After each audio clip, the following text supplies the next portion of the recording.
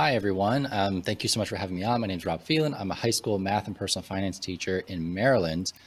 And I've been really into personal finance for about 5 years now and had the opportunity to teach it in my high school and really jumped in to learn more and to really start helping kids to learn more about finances.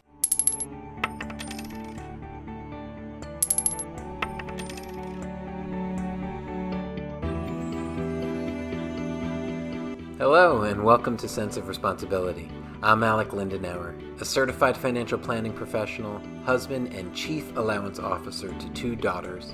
I'm also the creator of the Sense of Responsibility tools and how-to instruction parents need to raise their children into financially literate, money-savvy adults, even if they don't know much about finance themselves. I'm Julie Frans, a chef entrepreneur at heart, wife, and mother of 2 middle school children. I also curate the Sense of Responsibility community so parents have a forum to ask questions, share success stories, and discuss their journeys.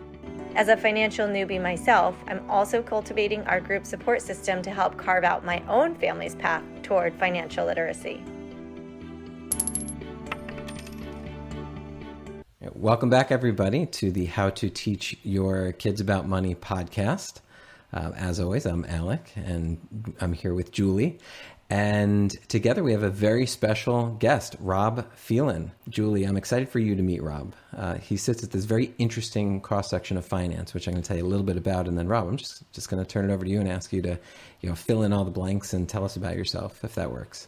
Yeah, that absolutely works. So, Julie, Rob, like I said, he sits in this very interesting cross-section. So aside from being a high school personal finance teacher, he also is the co-author of a curriculum, a financial education curriculum, and he's the founder of Simple Startup, which is a program for 10 to 18-year-olds to start their own businesses. So he's super into entrepreneurship for kids, which I am too. And then on top of that, he also wrote a kid's book called M is for Money. So it's all of this stuff that's come together that I think is just a super interesting cross-section, like I was saying. So Rob, let me ask you, what ages are the kids that you teach, and like, what's your opinion of the state of readiness, not just, of your kids, but just of high school kids?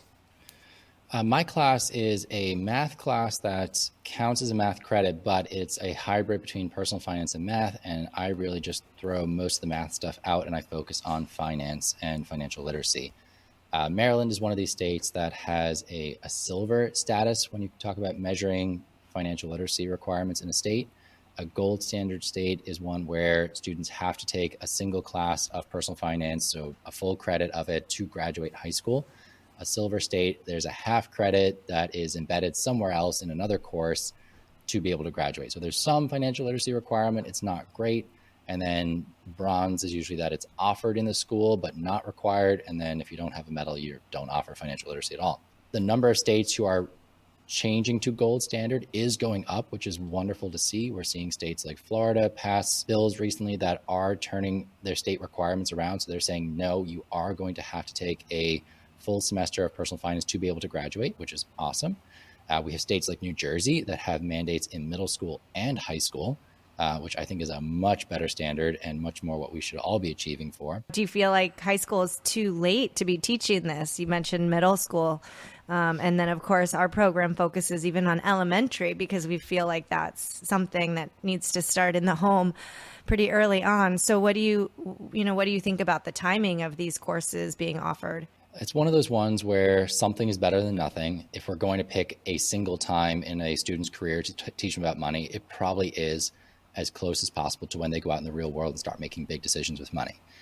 If there's more opportunity, just like you said, it should start at a much younger age. And that's what motivated me to write my children's book about money, is that I had my own son was born and I'm like, okay, there's going to be a better way to do this in terms of raising a child who is comfortable talking about money, is confident, understanding how it works, will want to make his own, will want to save, spend, invest, and give. So all of these things that we wish we were kind of doing as adults and we maybe strive to do now, why not start building those things in as kids when we are still forming habits and forming our mindsets and our own kind of personality around money? Because I'm sure I'm not sure if your audience does, most of our money habits are set between the ages of 7 to 9. So how you view money, how you use it, the habits you're going to build around it are pretty much set from a young age. And then you have to work to change those habits as you get older. So if you can start at a very young age, and I'm talking like 2 to 3 years old, like at 2 years old, my son and I are starting to talk about money. He's reading my kid's book. He's using money to go buy things that he actually wants. How old is he now? He's 3 right now. 3. And my wife and I are just about to introduce an allowance because he's getting to that point now where he's asking us to buy things for him. And we don't want to keep doing that. We want to now start putting the money in his hands and let him start deciding what he wants to buy. So he can't have everything, but he can have something, and he has to now start making decisions about it. I think, boom, we're done. I'm just going to hit replay on the last 90 seconds. Oh, we're just going to run that on a loop for 90 minutes. Yeah, it's really profound. I mean, and it's spot on, right? Yeah, it's amazing. But, why do you think parents don't do this, Rob? I mean, where's the gap? I know that without Alec's direction for me, I still would not be really talking to my kids about money. I think I would just be fighting with them all the time about what they want and what I won't buy and will buy, and being that bad guy, good, nice mom versus bad guy. I don't know. Where's the gap? Why don't us parents know that inherently to start talking to our kids about money at that early age? Oh gosh, there's so many reasons. So based on what I've read, what I've experienced, what I've heard from other parents, the first one is usually that we parent in a very similar style to how we were parented growing up. So unless you are someone who's identified that, the way my parents did it wasn't really great and I need to do something different, you're more than likely just going to repeat the same stuff again. So if you weren't brought up in a household where money was something you talked about, you may not do that in your own household, particularly if money is on the same level as things like drugs, sex, alcohol, politics, religion, where this is not a dinner table conversation. We don't really talk about that. It's rude, it's taboo, it makes people uncomfortable. If you are brought up with that same cultural mindset, it's very hard to break that and be like, oh, well, actually, yeah, we're going to start talking about money right now, especially if you feel uncomfortable with the thought of your kids asking you questions about money.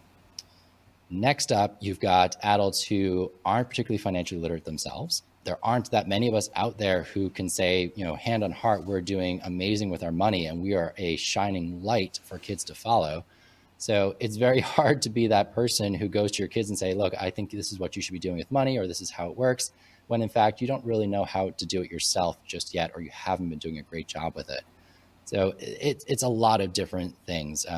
It's difficult, particularly when we didn't get a good education ourselves growing up as to how money works. You sort of had to just figure it out, cross your fingers that you didn't make too many bad mistakes in your 20s, and that you've learned enough since then to parent, and also that you know how to parent. I mean, it's not this natural thing that I thought was going to happen where my kid was born. I'm like, I will know what to do. It's just somehow innately going to come that I will know what to do. Nope. Instead, you didn't get the instruction manual? No, they didn't give me one at the hospital apparently, but I had to do a lot of learning. My wife and I decided we were going to look at parenting videos and courses and read books because we were raised one way and we say, well, we turned out okay, doesn't mean that there isn't a better way to do it. But Rob, you flipped the switch somewhere, right? Because your upbringing was not in a money talking household. And then all of a sudden you said, okay, I'm going to do this. So what flipped the switch for you? I was fortunate to be in a household where money wasn't brought up in a bad way. So there are plenty of students who I come across on a daily basis who are all too aware of the finances of their household because it's such a cause of stress in the household. They might be working to help support their families. They might be hearing fights or conversations about money, or very in tune to the fact that there isn't enough money going around. I was fortunate to not be in that scenario growing up. So I didn't know. There was some conversations I heard. My parents encouraged me to save money. Like I had a savings account when I was a kid, but it was sort of like you got birthday money and go put it in your savings account. Like that was pretty much where the conversation ended. I remember at one point in my childhood asking my dad about stocks. I heard about it somewhere. I could not tell you where, but I was maybe 8 or 9 years old. And I asked him about it. I was like, what is it? How does it work? Can I do this too? And he didn't know how to answer it. He didn't know at that time how to get a child involved in investing. And because that conversation dropped, I didn't start investing for probably another nearly 20 years, which is so sad when you think about compound interest and what could have been. Right. So when I started learning about money, I started realizing this can start from a young age. Time is your most valuable asset when it comes to building wealth. And also protecting yourself from making those bad mistakes that are very costly. And they're not super terrible things. It's just things like taking out too much student loans, buying a brand new car, buying too much house, partying too much, not saving when you should be, or potentially house hacking when you're getting that first home and you're not really tied down with a family or a relationship yet. Like just things that we could do differently that aren't huge, but would make so much difference in the lives of kids and young adults growing up. So what is it going to look like when you start Allowance with your 3-year-old? Take us into your kitchen. Okay, so bearing in mind now, this is our first son. This is our first time through it. I've done a lot of research on it, talked to a lot of parents about it, and just like every great plan, it will look very different when you actually introduce it to your living child who has a whole mind of their own. With that, Rob, I'll just say to you and to everybody, I always say that the best strategy is one that you are using and that you can stick to. So it's definitely the best plan because you're going to do it. Right? That's really what it comes down to. So the plan, at least for right now, is yes allowance versus no. And that's the first question parents you're going to have to ask yourself. Do you want to use an allowance or not? And then the second question is, what is this allowance for? And is it earned or given? In our case, we are going to give the allowance. There is no chores, there's no work, there's nothing that is attached to getting this allowance. Other families, on the other hand, will say you have to complete chores to earn your allowance. And if you don't complete the chores, you don't get the allowance.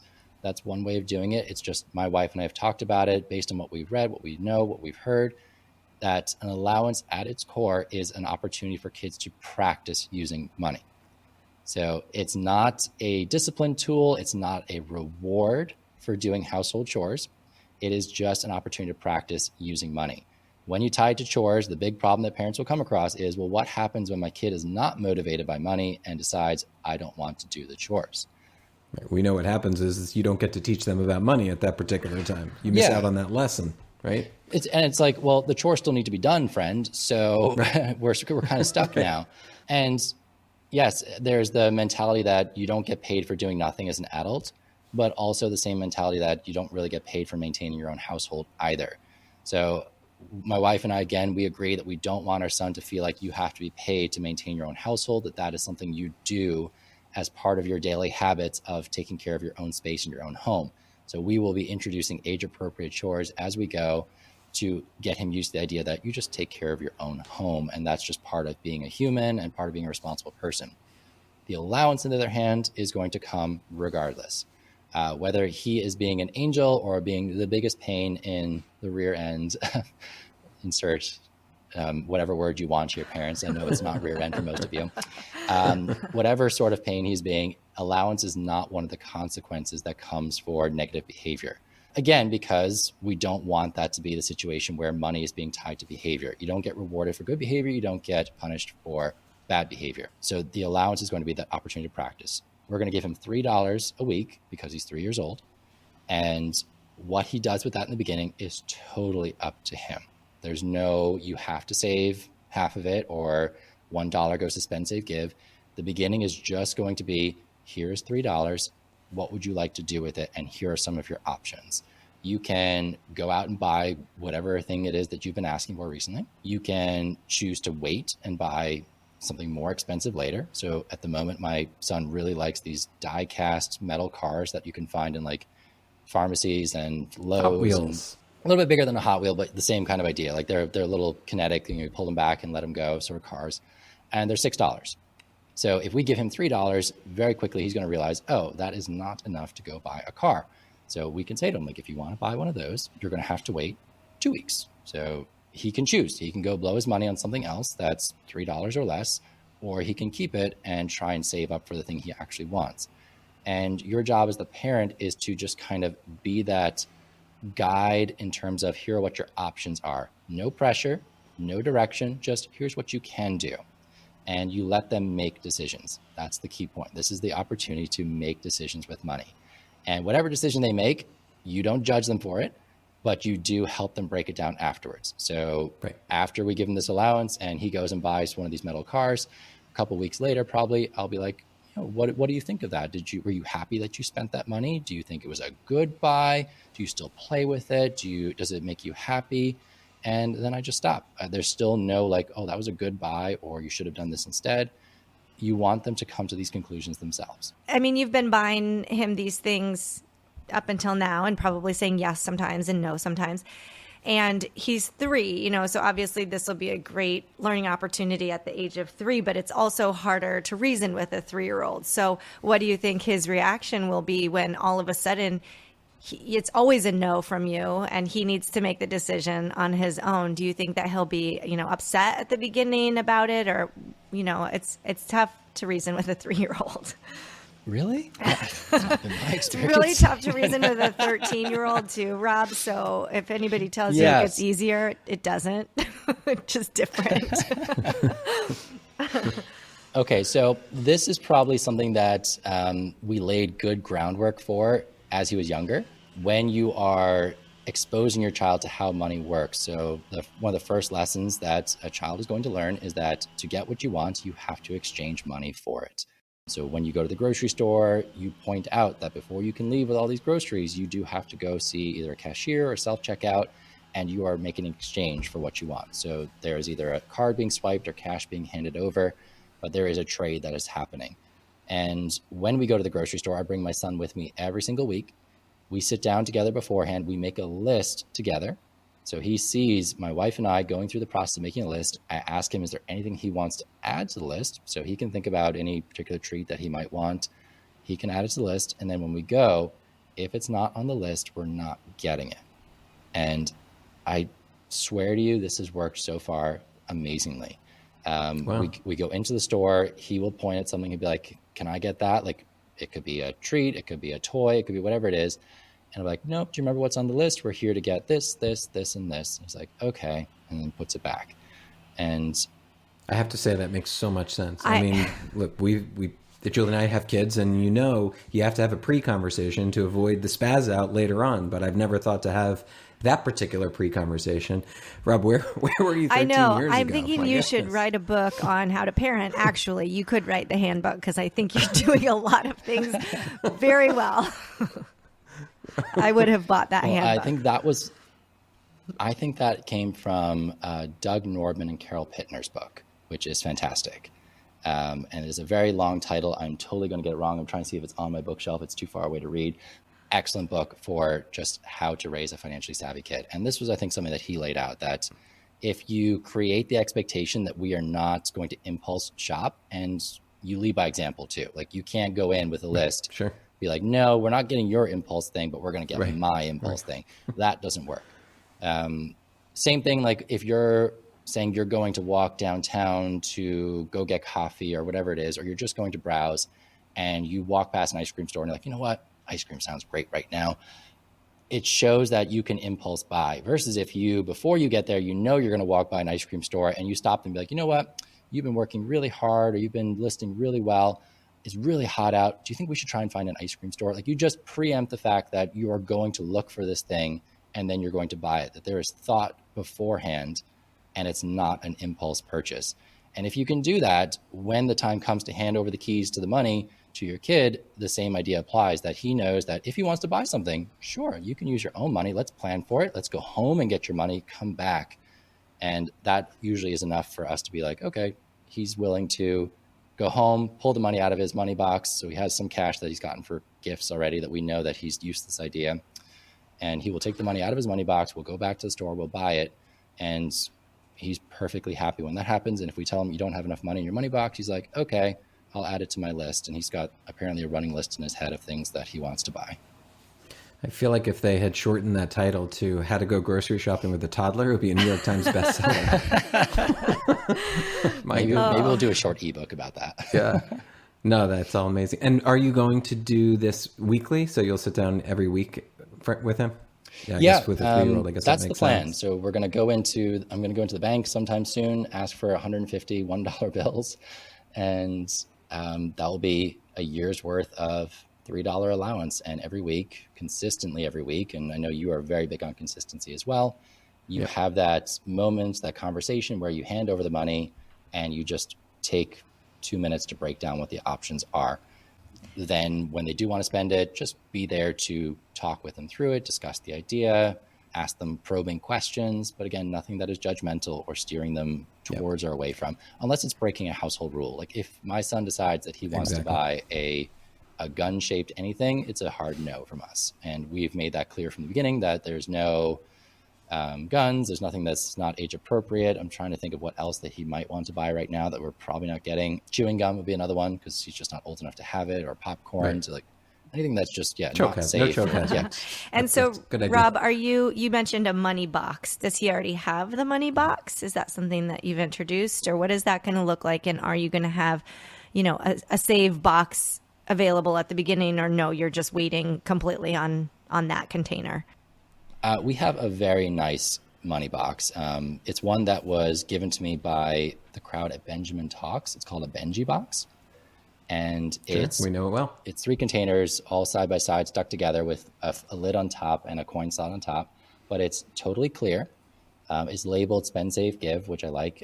My son has no clue what the words are yet, but he likes to sort his coins into the 3 boxes. So he's got like the silver stuff in one, the bronze stuff in another, and the really big coins in another one. So he has a couple of like 50-cent pieces and like a Sacagawea coin, stuff like that. So like the odd stuff goes in one as well.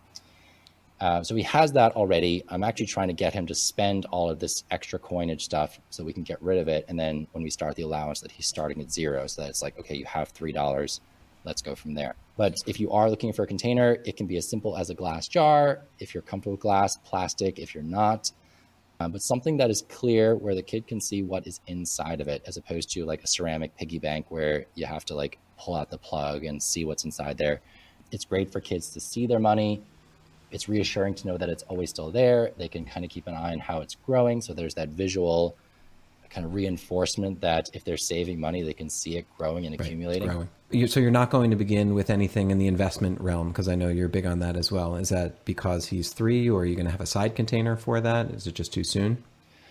I hope to introduce it soon. I don't know how long it's going to take, but what our plan is to start with just spend. So you get your money, you can spend it whatever you want. Got it. Eventually, and I'm thinking it'll probably happen pretty fast, he will start asking us for things that cost more than $3. So we start introducing save, that you can spend some of it now. Like if there's something you want that's $1, by all means, go get it. Let's put 2 aside towards that car that you really want to buy. So now the spend and save ones are being used. Give will come next. And I think that, again, will come pretty quickly. He's already shown a sign of wanting to buy gifts for people. He loves feeding the turtles at our local like nature park. So like there are different ways that he could give to either animals, to people, to, I don't know if he's going to give to a cause just yet, but I'm sure that something will come up soon that he's like, I want to help this person. And we'll start pulling that from the give pile. And then invest, I think will probably come eventually when he starts talking about like, how do I get more money? Yeah. Right. So eventually he will ask for something that is so expensive that it would take him like 10 plus weeks to save for it. And he's going to probably say like, well, how do I get more? How do I get this faster? Or I can offer that to him. And that's where the kid entrepreneurship comes in, but also you can invest. And maybe we create a kind of bank of mom and dad scenario where we offer the first investment that he has. So if you put your money in here and you don't touch it for 2 weeks, we will double whatever's in there, probably something a little less generous than that, but something where you're offering an incentive for them to put money aside for more than just kind of saving to buy something. So one of the interesting things that I found that you said was that you won't mandate that he put any dollar amount specific in any particular bucket or slot, when you get to that. Mm-hmm. What we started with our girls from the very beginning was I said, you must put 1 penny. That was it. It was only the 1 penny, which I found super interesting that there was always conversation around that. The questions that I would ask and make sure there were always a set of them. One of them was, why did you put that in that slot? Why in this slot? Why in that slot? Why in that slot? Just why did you make the decisions you did? There were no wrong answers. I just wanted to hear whatever they were thinking. I just wanted to hear it out loud. And you never know what you're going to learn about them. My older, she started from the very beginning, 1/4 in each one. All 4 buckets, 1/4, for no reason other than that was her natural inclination. So it was just always fascinating to me where they would go with that.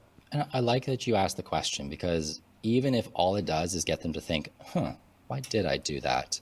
Like if we all thought a little bit more reflectively about how we used our money, I think it would be a huge shift in terms of our mindset around money. Mandating a penny, it's hardly anything. Like I think that could be enough to build a savings habit. I think that's certainly a way to do it.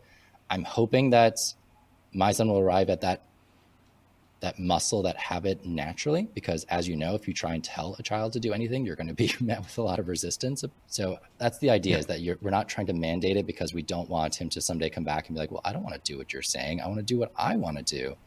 And if it's not his decision, what happens when he gets more control and there's more money involved, or eventually he does leave and now he's not under our roof and it's like, well, mom and dad don't know, so I ain't saving a cent anymore. Like, it's all going my way.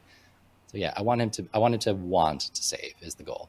Yeah, I really think it's so amazing that you're starting him so early. I always tell Alec how, I'm glad I started my kids when I did, which was when they were 11 and 10 and 12 or something. And we had tried to start years before, but unsuccessfully. And just how, when they're getting into teenage years and they really have a mind of their own and you've given them a bit of a leash, they really, it's hard to kind of rein them back in and start teaching them new things. They're kind of baked by then, it's hard to stir it all up again and start teaching them new things. So I run up against some resistance sometimes, and they're too busy, they don't want to sit down and have the conversation, and they don't have time to count their money. And at 3, 4, 5, 6 years old, it's still really exciting to count dollar bills and, to talk about it. And so we're always saying, start yesterday if you can, to all parents of any age. But I also think, just speaking for other parents listening, if you haven't started so early and you're listening to Alec and Rob and thinking, wow, well, I'm too late, or I've really missed the boat on this and I wish I had done it, but it's too late now. And I just want to say it's great to start early if you can, but no matter where you're at, even if your kids are in high school or college, like, it's not too late to start, and how important it is to just start somewhere. I envy you, though. I wish that I knew all of this when I was that age and parent. Let's just emphasize again, everyone, that this is the plan. Right. And if I come back in like 5 years and tell you what actually happened, it could look very different, depending on how he reacts to it, what his own thoughts are, how my wife and I feel about it. So based on what we know so far, this seems like what's going to work for us. And the money conversations I've had with him so far let me feel like that he's ready to start handling $3 a week. And that's the other thing. Like, you don't have to start at 3. There was some groundwork that we laid in terms of that we are intentional with our money, that we make a plan, that if there's something we want to buy, we potentially save for it. My wife and I are talking about now doing a down payment for a new house someday. Probably not while interest rates are this high, but someday. We're saying, well, maybe let's put a chart up on the fridge, like a savings chart, and that might like a motivate thermometer. us. Yeah, exactly. We did it when we did our debt pay down, and it worked really well for that visual representation of how we were doing towards reaching our goal. And so far, we haven't done a great job of putting money aside for the next down payment. So we're like, well, let's try that. And that could be a great visual for him. We might give him a savings chart for something that he's really into as well. So it could be the little toy car. And that idea of, I'm going to save towards a goal and I'm going to reward myself once I reach that goal. Because that's what saving should be about. It shouldn't be like save it and never have a defined time that you're going to use it. Most kids are saving to buy something. Eventually you get to an emergency fund where you're saving for the potential to buy something when an emergency happens. But anything that's for like way further down the line that doesn't really have any goal, it's very hard for a kid to do. Like, it's hard for them to put money aside for college. Like, that's multiple lifetimes away. Retirement, what's that? And no. So it's definitely one of those things that we will introduce eventually, but for the age that he is at, I don't think he would conceptually be able to like handle saving for a down payment on a car or college or something like that. Rob, you mentioned entrepreneurship a couple of times, and the simple startup. I mean, that's all about entrepreneurship. Just to take a step back. So the course that we have live now is basically Allowance, and then using that as a foundation to teach about spending, income, and credit. The second course that is in production, which I was doing live in Miami, is basically entrepreneurship through the lens of a lemonade stand, and using that as the foundation to teach about investments. So huge on entrepreneurship, even if it's this one lemonade stand, but super in-depth experience, so kids can extract all that they possibly can from that experience. So just heaps of love on the entrepreneurship. Julie is massively entrepreneurial, as are her kids. They've each had different businesses, and they just, from different brands that they've launched and making bracelets and selling them. And so we love it. but you love it, maybe the same reasons, different reasons. Like, why are you so passionate about that? And what exactly do you do with the Simple Startup to help kids, and why? Okay, so a couple of things in here. Why I love entrepreneurship. When I started learning about personal finance, I started with Dave Ramsey, and that was very much getting in control of the money you currently have, cutting down expenses, getting rid of debts, having a budget, all of those things that are great for the average person. Like many people in the financial independence community, though, I felt like I graduated from Dave Ramsey at some point, where I was like, I got control of what I have. How do I build wealth? And the financial independence community was where I really found that home. And financial independence is that point at which you no longer have to work for money to survive. So like you have enough money either through passive income or through your investments that you can cover all of your expenses on a day-to-day basis without needing to go trade your time for money. So you don't have to work anymore. Work is optional. And I love that idea. Like it lit me up so much, especially as like a teacher in my early career of teaching. I was like, this is really hard. I don't know how I'm going to do 30 years of this before I can get a pension and Social Security. So I wanted to take a little bit more control back, and increasing your income is one way of doing that. Like the personal finance equation is very simple. Your income has to be higher than your expenses. And then whatever gap you create between the two, you try and invest that to grow it as much as possible and then enjoy yourself along the way. So you can cut your expenses, but the lowest you can go is zero. And that's not very feasible for most people. Your income, on the other hand, can go as high as you can imagine. Like there's really no limit to how high your income can go. And that one was a very exciting one for me. Like I wanted to explore, how do I increase my income, particularly as an educator? Like there's no moving up the corporate ladder. The only way to really increase your income is to either move to a higher paying district or to put in the time. And you just level up each year with your salary. So there wasn't really a reward for working harder, working smarter, or upskilling or things like that. So I had to look to side hustles and other streams of income to increase our income. And that was just very fun. Like, how do I do this? How do I bring in more and start covering some of our daily expenses?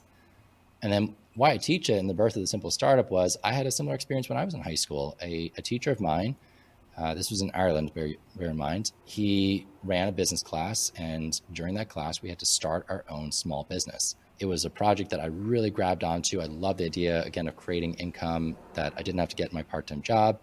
Me and two friends of mine, we started a baking company, and we made about 500 euros over the course of the project. And that was just like, I think, such a life-changing or an impactful experience. Eye-opening. Like, yeah, I look back on high school and like that's one of the few things I remember doing. I'm like, that was something that is just a true highlight of high school. And I kind of forgot about it for a while. And then when I started finding financial independence, I was like, oh yeah, increasing income, entrepreneurship, that's a great idea. I started teaching personal finance, and I felt entrepreneurship belonged in that conversation. Like it's part of personal finance, it's part of financial independence and financial literacy. Here's how you increase your income. Here's how you get a job. Here's how you also add more income in, or how you do entrepreneurial things within a business. So I wanted to teach that to my kids. So I started creating resources around that, which eventually started to look like a workbook, which I turned into a formal workbook called The Simple Startup. And from there, I've got mine right here. From there, it published right before the pandemic kicked in. So it came out February of 2020. March 2020 happened and everything shut down. So that summer I was like, you know what, there's no summer camps going on. All the summer camps have been canceled. Maybe a kid would be interested in taking a virtual summer camp. Let's try this out. And so I just threw up an Eventbrite page, said, hey, I'm going to offer a virtual start your own business camp for 10 to 18 year olds. Would anyone be interested in doing it? And if I get 20 signups, I'll actually make the course. And I got my 20 signups, actually sold it out. And that was the birth of the Simple Startup virtual courses. So helping young entrepreneurs start their first business. So coming up with ideas and turning it into reality as fast as possible. Amazing. So what are some of the great ones that you've seen? It's nothing that's going to be like earth shattering. There's no like next Amazons or Facebooks coming out yet, but I've seen kids take like a jewelry making business. So handcrafting jewelry. And she just posted on Instagram the other day that she hit 2,000 sales on Etsy, which like is huge for, huge. She was 14 at the time. She's 16 now. Wow. Amazing. Yeah. I've had a kid who's really into photography and just took this as an opportunity to develop that skill. He did an NFT launch last year and sold $2,000 worth of NFTs of his photographs, which I thought was just super cool. But what about the personal growth side? I mean, the dollars are great. I mean, we ran a fantastic lemonade stand, but they only made $75. But I feel like I changed their lives completely and utterly. Yeah, the stories I hear back from parents, like when I'm lucky enough to get a story back, it's usually like my kid's confidence has gone up. They're approaching people in a different way. They know how to talk to them. They are trying new things out. Like it's sometimes, it's a very big like personality shift for kids to realize that they can take control of something like this, or that a talent of theirs is something that other people are willing to pay for. I think that's such a confidence booster for so many kids. The communication side of things, like you have to talk to people if you're going to try and sell something. So this is usually that uncomfortable moment where I'm going to ask you to go like talk to someone and ask them if they're interested in buying what you're selling, and prepping them for getting no's, but also getting yeses. And when they do start getting those yeses, you can just see that they light up.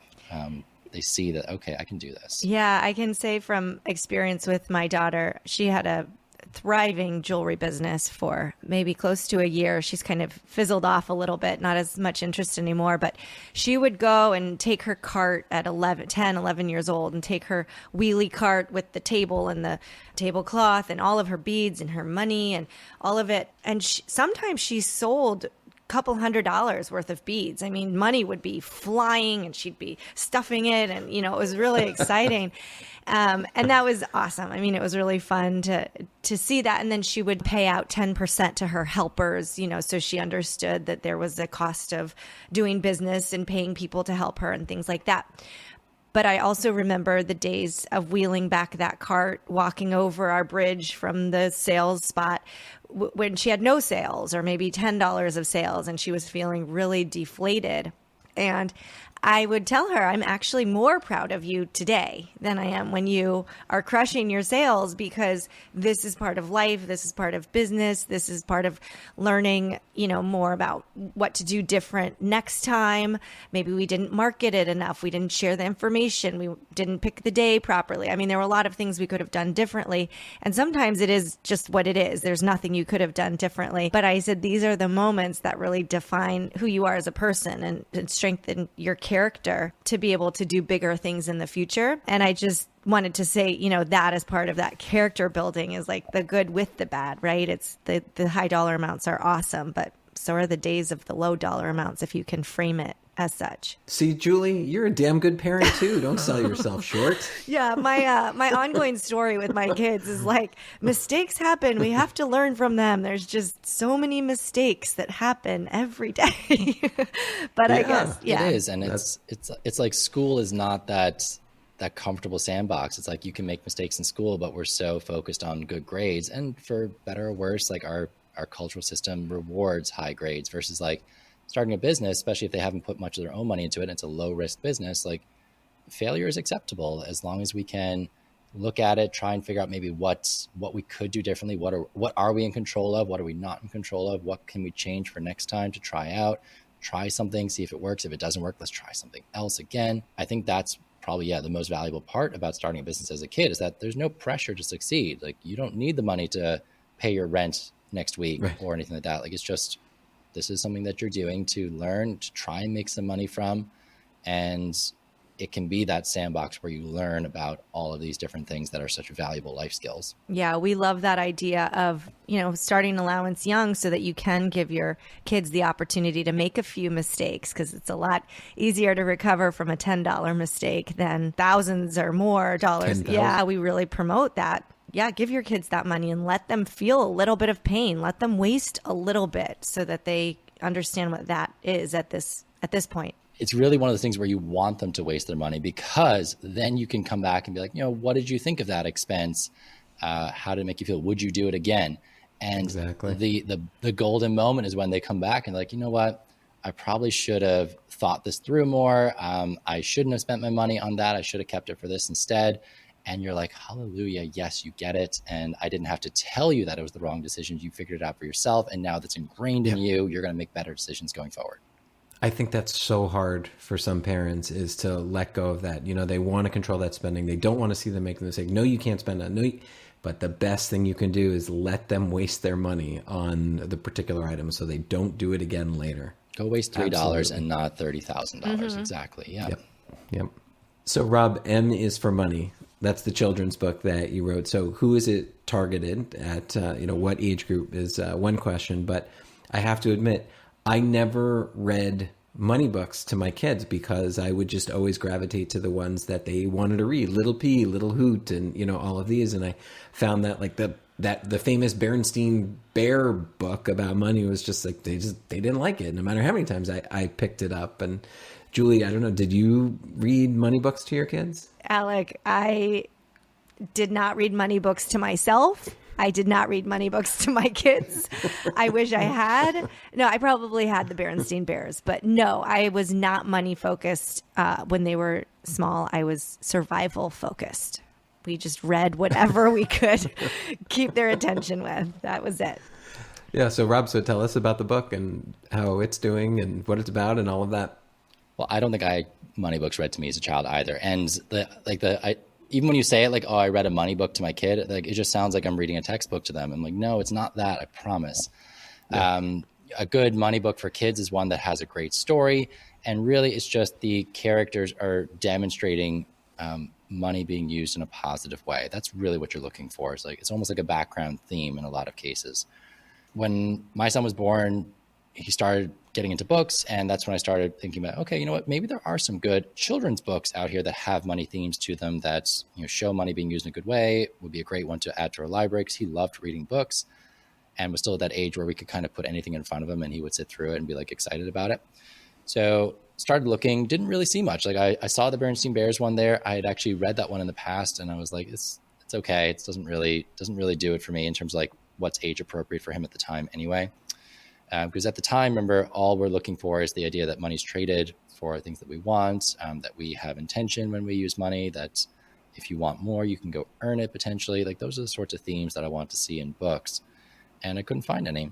So I don't consider myself a very creative writer. In high school, I definitely was not the creative writer. In English class, I would always choose the concrete assignments like the newsletter or the article or the poster, whatever it was. So I'd never thought in my life that I would ever write a book. I was like, nope, I'm done with English class. Thank goodness. Never will write again. And I had this idea for a children's book. I was like, I want to do like an ABC's of Money book. It's still very concrete compared to the creative stuff, but that it would have ABCs, so very appropriate for young kids, and a word that goes with it that's not incredibly complicated. Like we're not looking to make things hard. The goal is to just introduce money vocabulary that should be in everyday conversations that kids are having, and that we're starting to just make that more intentional and make it accessible for kids and something that it's okay to talk about. So M's for Money is a picture book. It's written for 3 to 8 year olds, and its goal is to introduce money words to kids and make talking about money an okay thing to happen between adults, kids, or kids and their peers if it's in a classroom setting.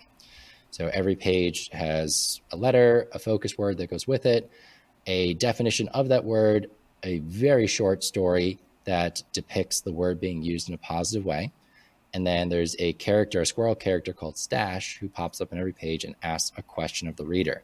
And the purpose of that would be that the reader and the adult reader would then talk about it, or at least think about it as they're going. So it's a multi-level book, which is how it goes for 3 to 8 years old. Your 3-year-olds are probably just starting with letter recognition, and maybe just hearing the word will add into their vocabulary.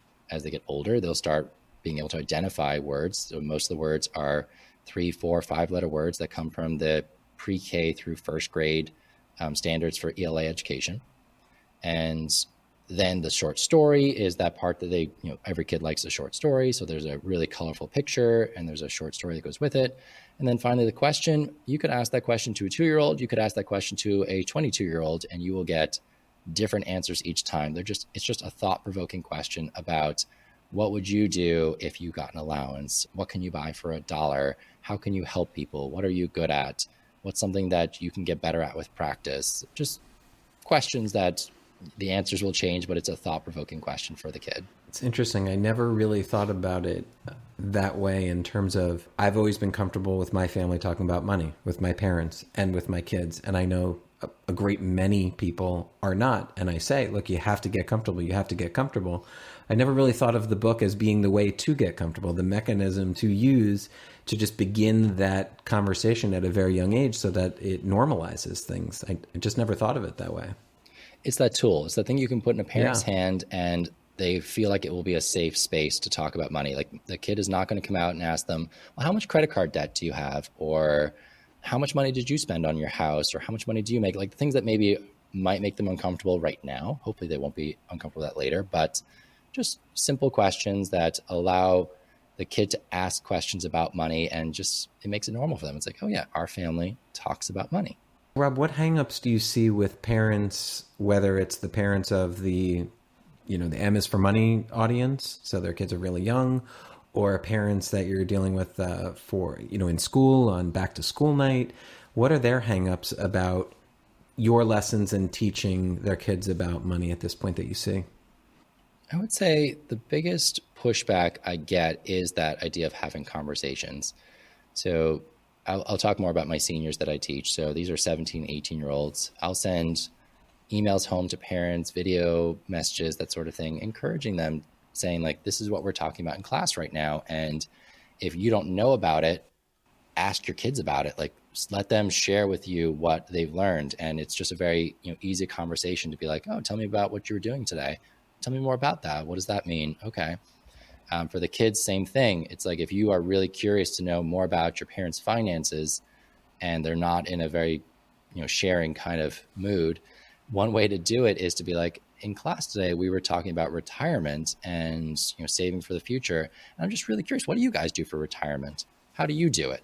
And if you can phrase it that way, like, I'm interested in learning how do you do it, as opposed to what did you do, or what mistakes did you make, or how bad is it, or how good is it? Are we wealthy? Are we not wealthy?